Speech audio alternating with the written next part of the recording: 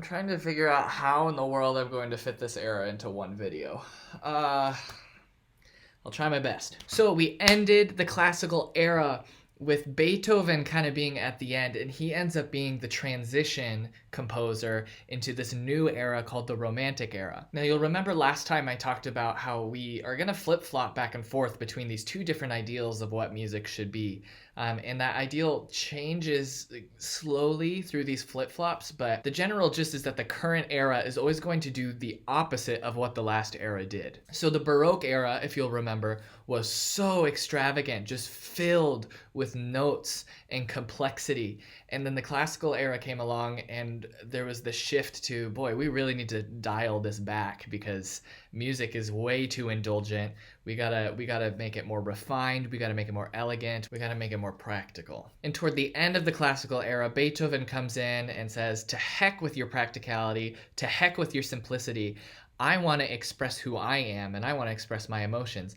And people caught on to that and charged forward with it. And that is where we see the Romantic era begin. So the Romantic era's focus is all about self-expression, taking the music and making it grandiose. It wasn't necessarily about making the music complex again. We weren't having another resurgence of the Baroque idealism.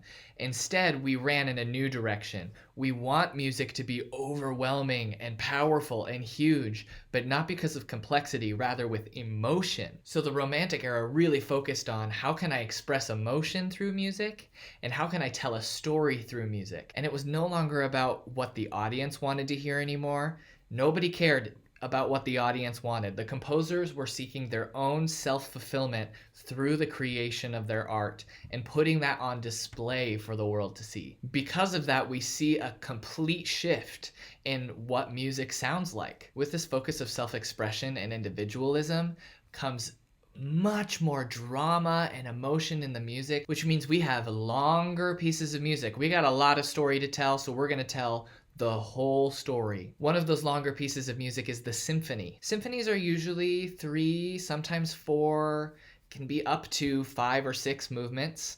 And they are these long masterworks meant to either tell a story or to communicate a theme. And all of the movements are related to each other and related to a part of the story. And these are usually like 45 minutes to upwards of 2 hours. We also see a lot more programmatic music. Programmatic music is music that is designed to tell a story. So from the very beginning of the piece, you're at the beginning of the story, and we progress through the story with the music being the main storytelling device. So there's no words, there's no actors, there's nothing going on other than the music itself is telling the story. Because our music got more grandiose, that meant we needed more players. So the symphony orchestra gets so much bigger, like hundreds, sometimes in really extreme cases, thousands of musicians on the stage. Symphony orchestras grow to include the percussion section. That's something that's new in the Romantic era. We also get more obscure instruments like bass clarinet, piccolo, contrabassoon, and way more genres. The genre of opera flies off the charts in this era.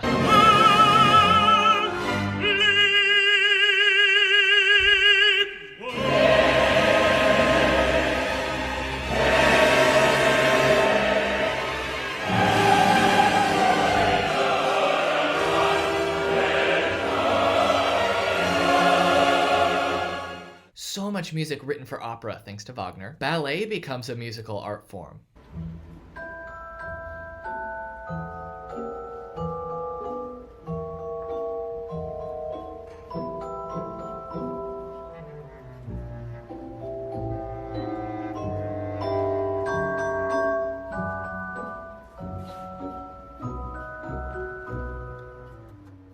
And we're seeing more than one type of ensemble featured. We have full symphony orchestras, but we also have just pianists. So because there's such a diverse number of avenues for self-expression and such a large desire to express oneself through music, we have just so many composers.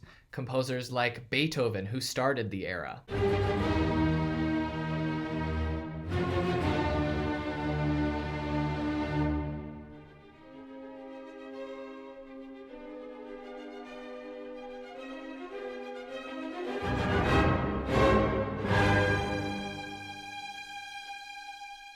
Chopin, who brought the piano to life.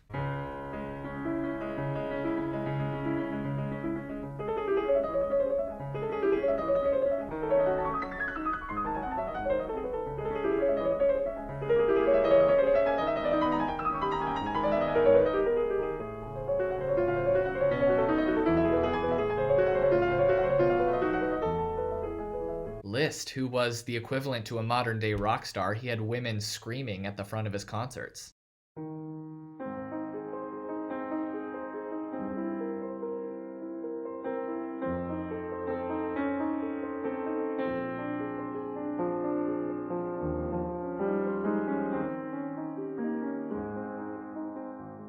Richard Wagner, who was really heavily involved in Nazi Germany, and so he's kind of controversial.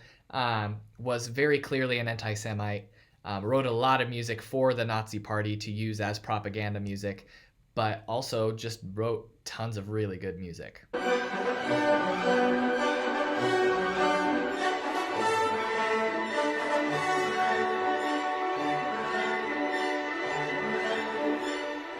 And Tchaikovsky, who's one of the first composers to really make the ballet known as a musical art form, not just a dance art form.